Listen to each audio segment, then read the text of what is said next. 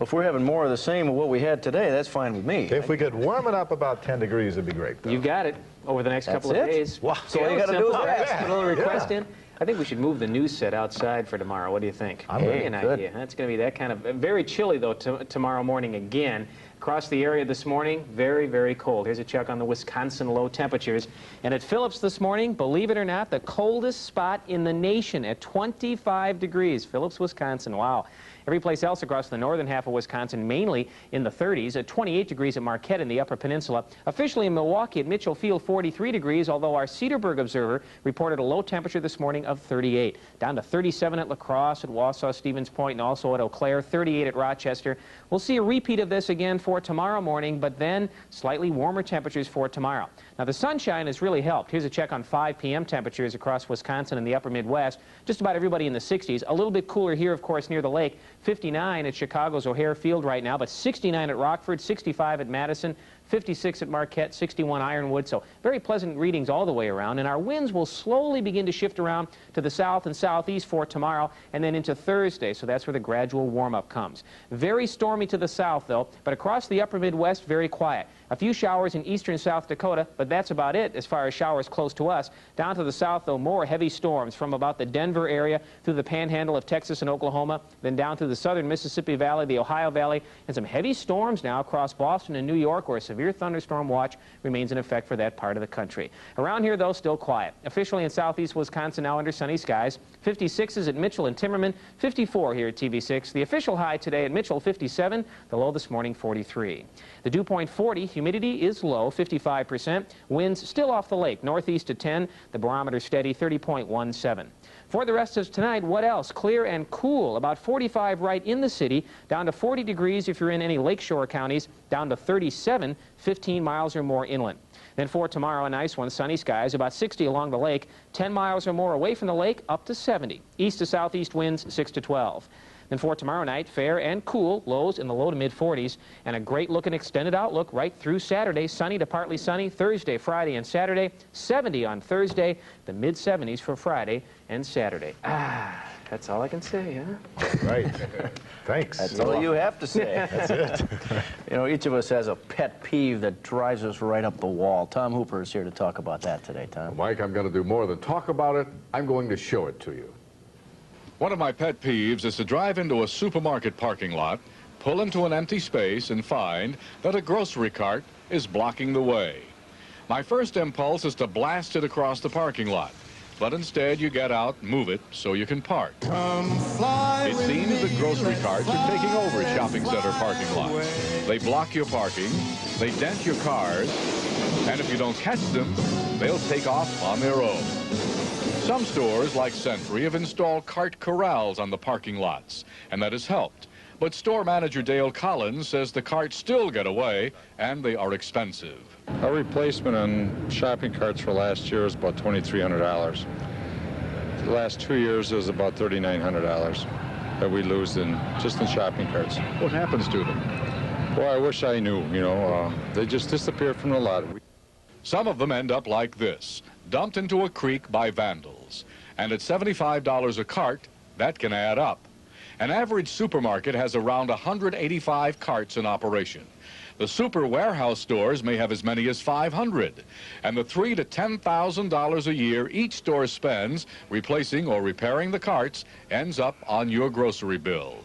So next time you take a cart to take the groceries to your car, take a couple of seconds and return the cart. Because if you don't, one way or another, it's going to cost you. Pack up, let's fly away.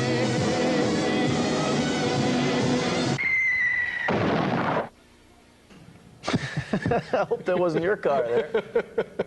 That really bugs you sometimes. You know, there is a solution to that. There is a solution. There's a company in Canada that has a device. When you go into the store, you put 25 cents into a cart machine. You take a cart and you use it. If you want to take it out to the car, okay.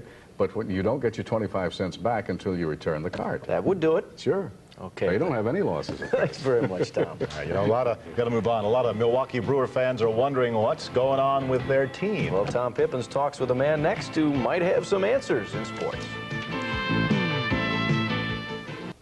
Before we talk about the Brewers, got some news about a brewer. a company. That's true. That's a good point. It's the same race, but a different sponsor, Yep. Mike. The Miller Brewing Company is sponsoring its third major auto race in southeastern Wisconsin. At a press conference this morning, it was announced that the IMSA Camel GT 500-mile sports car race will be held at Road America in Elkhart Lake August 25th.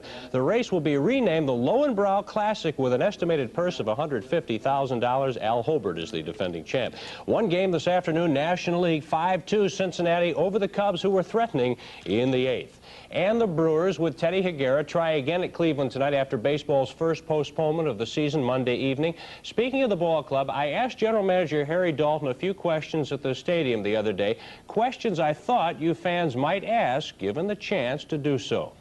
1982, the glory year when the Brewers became American League champs. The success story actually continued through August 25th, 1983, when Milwaukee led the AL East back by a half game. Since that date, the club has had 3 managers and 231 games. Their record over that span is 41 games below 500. Do the Brewers need a major overhaul? Change for change's sake, we've never been in favor of. Just the shake-well system to bring in some new faces and let people think you're doing something. If you really don't believe that change is going to help, I don't see much sense in doing that. If we can find some people out there available who figure to improve us, we would pursue it as aggressively as we could.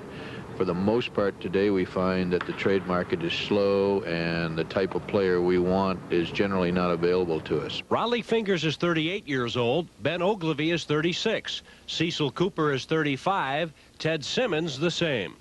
Harry, the veterans who have done the job for you, particularly in '82, are still on this ball club. Is it possible that you've stayed with them too long? I guess some people could conclude that now, although I think that's something you really have to look back at from a distance after a player has finished his tenure here and really sum it up. I think as long as he's still here, you just have to give him consideration that he can still do it. And there's no question that some of our people aren't performing as well as we'd like right now. And it's always a question, is this the end of the career decline or is this a slump? I think it's still too early this season to make any final judgments in that area. How long does Harry Dalton feel he can wait before deciding that some of the people he has now have seen their best days as Major League ball players? There's no set formula that you go to and say by X date on the calendar, if so-and-so's not doing certain things, he's got to come out of the lineup. It's a very subjective thing. You've got 25 people working in tight competition on a daily basis, and it varies according to the individual and what his problems are. Many argue that the Brewer decline is directly related to the trade of power-hitting Gorman Thomas in June of '83, especially from an emotional standpoint. I really don't think that the departure of Gorman has suddenly pulled an emotional fuse out of the ball club and we've gone in decline. I think it's a combination of things, and perhaps the departure of Gorman is a little bit of that. I honestly don't believe it's a major part. I don't think this was ever a club where one player was the leader in the clubhouse or the emotional spark or the policeman, if you want to call it, whatever it might be. This wasn't a club whose success was dependent upon one player and his emotional presence. Now, the Brewers have some people with no trade contracts. Some are injured, some are older, so don't expect a trade, a major trade anyway, this season. Okay, Tom, thank you very much. Vince? All right, investors have done it again. Wall Street closed on another record today, up 5 points. The Dow just under 1,310, trading heavy. Bring a nice bag of food to these locations during the big TV6 Summer Food Drive. And we'll thank you with a free ticket to Summerfest. Come on out and show them Milwaukee's great. Saturday, June 8th. Time is running out now for auto workers in Kenosha. Kim DeVore is here with a look at some stories coming up tonight at 6. Kim? Mike, on our news at 6, AMC says it's holding firm on its Friday deadline. Dan Jones will have that story for us.